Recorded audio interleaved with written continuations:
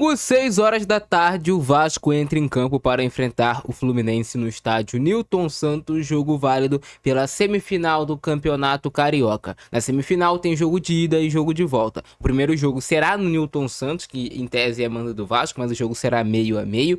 E depois teremos o jogo no Maracanã no próximo domingo, às 9 horas da noite. E o Vasco já tem desfalques importantes para essa partida. O torcedor vascaíno não tem sequer um único dia de paz.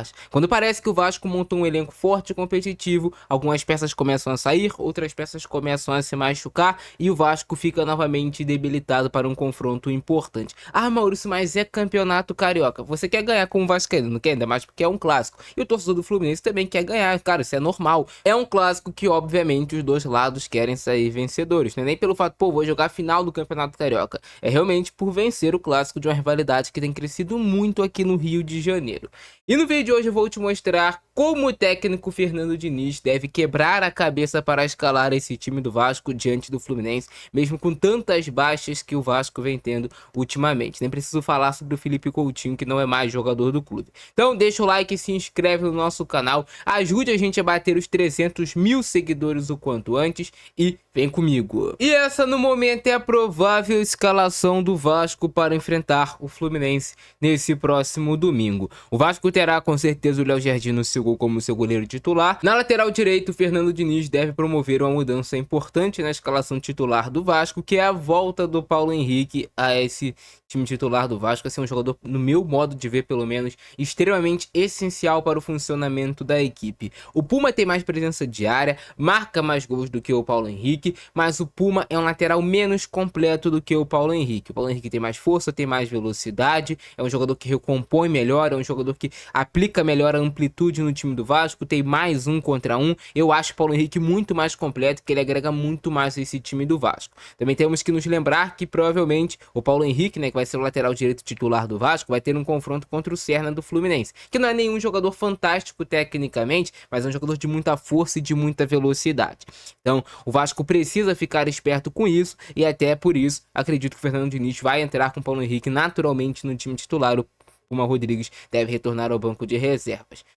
O Paulo Henrique é um lateral que vem sendo criticado pela torcida do Vasco. Eu, assim, até entendo as críticas, a gente sempre tem que cobrar para o jogador estar no seu mais alto nível. Porém, assim, cara, o Paulo Henrique é um jogador que seria titular, eu falo aqui para vocês, em 95%, se não em 100% dos times da Série A do Campeonato Brasileiro. E a gente tem esse jogador no nosso elenco que muitas vezes a gente despreza e fica pedindo um jogador que tem atuações piores do que o Paulo Henrique. Isso é algo que, assim, eu não consigo entender.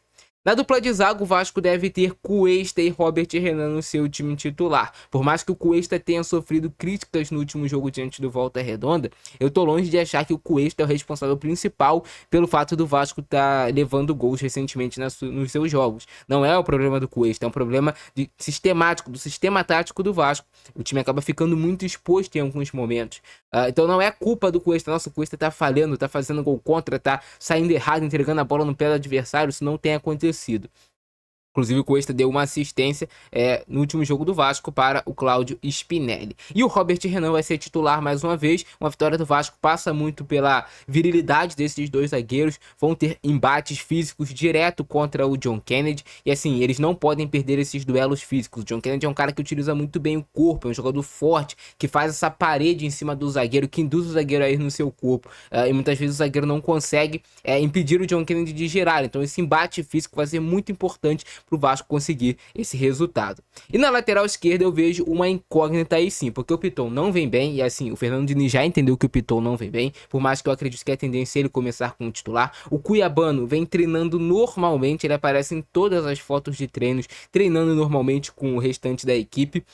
Existe uma preocupação com o Cuiabano, que ele chegou um pouco abaixo fisicamente do que pede aqui no ritmo do futebol brasileiro, mas já vai para 2 semanas do Cuiabano só se preparando fisicamente. Ele também veio com um pequeno problema na coxa, não era nada grave, somente um incômodo, mas ao que parece o Cuiabano está bem fisicamente e pela primeira vez deve ser relacionado para um jogo do Vasco. E aí também tem outra possibilidade, que é ele entrar com o Puma Rodrigues na lateral esquerda. Lembrando, o lateral esquerdo do Vasco vai ter uma missão também de marcar o Canóbio, vão ter esses embates 1 contra 1, e o Canóbio é um jogador de muita velocidade, é a mesma coisa do Serna.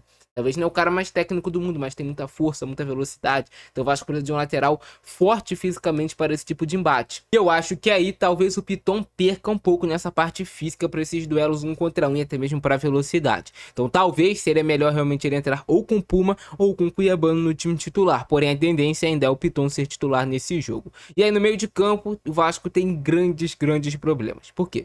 O Thiago Mendes sentiu dores no joelho e quase com 100% de certeza ele não vai jogar diante do Fluminense. Só se ele for jogar muito assim, fazendo um grande esforço que pode até depois agravar e piorar a lesão. Não deve acontecer. Thiago Mendes não deve jogar essa partida, que é o nosso principal volante. E eu alerto aqui para vocês há muito tempo que o Vasco tem uma carência absurda de volante. Eu não acho que o Barros tem nível para ser titular do Vasco assim, incontestavelmente absoluto. Eu não acho que só o Thiago Mendes tá bom. De nível assim técnico pro Vasco. O Vasco precisa de mais 2 volantes, um primeiro e um segundo volante que cheguem para brigar por posição. E aí com o Thiago Mendes fora, que é o nosso principal volante, surgem 2 opções: Hugo Moura ou Tietê. Só tem essas 2 opções, ou ele poderia entrar com JP também de volante, o que eu acho que não vai acontecer. E eu acredito muito que ele vai colocar o Tietê no time titular ao lado do Barros. O Tietê é um jogador que rendeu ano passado em algum momento, até mesmo nas mãos do Fernando Diniz, nesse volante boxe to boxe, área a área, mas o Vasco perde poder de marcação.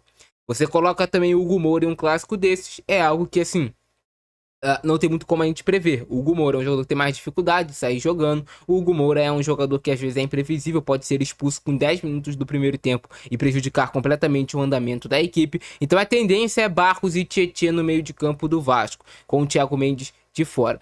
E eu prevejo o Vasco tendo dificuldades nesse setor. Torço para estar errado para que o Vasco possa ter uma grande atuação desses 2 jogadores. Mas eu acho que falta qualidade técnica nesses 2 atletas e eu acho que um confronto que é muito definido às vezes, tem muita igualdade de elenco, mas é definido nos detalhes, o Vasco perder o Thiago Mendes pode ser um peso grande. Mas tomara que quem entrar no lugar dele, ou o Hugo Moura ou o Tietê, tendência é o Tietê, consiga corresponder bem. E aí do meio pra frente o Vasco também terá mudanças. Por quê? O titular do Vasco era o Felipe Coutinho. Ele vinha jogando assim como titular com o Fernando Diniz há muito tempo. Por mais que nesses últimos jogos, contra o Bahia e contra o Volta Redonda, ele não tenha tido excelentes atuações, é um jogador importante para você ter no elenco, até mesmo como opção para te dar profundidade de elenco. Felipe Coutinho pode entrar em um segundo tempo, decidir um jogo, algo assim do tipo, bola parada, tudo mais.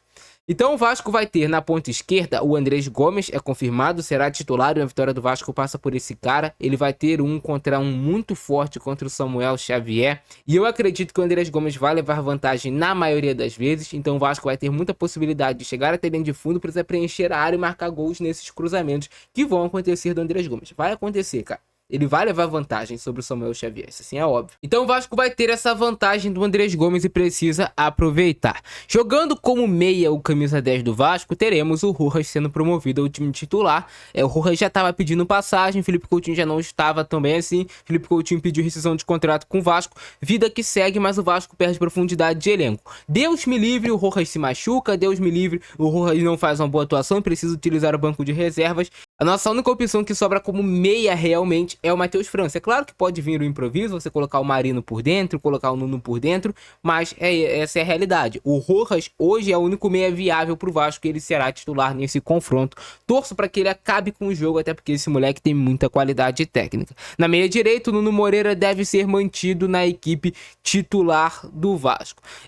O Marino deve começar esse jogo como opção no banco de reservas, e o Nuno vai ser mantido como titular na direita. E no comando de ataque, aí sim a gente tem uma dúvida: manter o Brenner ou começar já com o Spinelli, ou até mesmo com a dupla de ataque também poderia ser uma possibilidade pro Vasco. Mas existe essa dúvida aí do Brenner e do Spinelli. Eu acho que qualquer um dos dois que jogarem tem chance de fazer uma grande atuação. A diferença é, com o Spinelli tu tem um cara que já provou ter, nesse momento pelo menos, está vivendo o melhor momento em relação à presença de área, marcar gols. É um jogador que perturba nessa bola aérea, é um jogador chato também nessa marcação, pressão em cima do adversário. E deu pra gente perceber que o Spinelli chegou com fome para conseguir fazer boas atuações com a camisa do Vasco. Mas ainda confio que o Brenner vai ter um bom desempenho. O que o Diniz poderia fazer? Jogar com a dupla de ataque. Ele poderia, por exemplo, colocar o Rojas aqui pelo lado direito e jogar com o Brenner e com o Spinelli, o Brenner como um segundo atacante, o Spinelli como centroavante, ou ele poderia simplesmente deixar o Rojas por dentro e deixar até o Brenner caindo por um dos lados do campo, mas eu não acredito que ele vai fazer isso. Eu acho que ele vai escolher entre o Brenner ou o Spinelli, um dos dois, para começar esse jogo. Esse é o panorama de momento sobre a escalação do Vasco. Se tivermos atualizações, eu trago aqui para vocês lá no sábado, um dia antes do jogo. Beleza? Gostaram do vídeo? Deixa o like, se inscreve no canal, ativa o sininho e comenta como você montaria esse time do Vasco com esse problema do Thiago Mendes no meio de campo, em relação também à lateral esquerda. Tem muitas lacunas aí pra gente conseguir preencher. Beleza? Esse é o nosso vídeo hoje. Abração do Francisco, nós fui.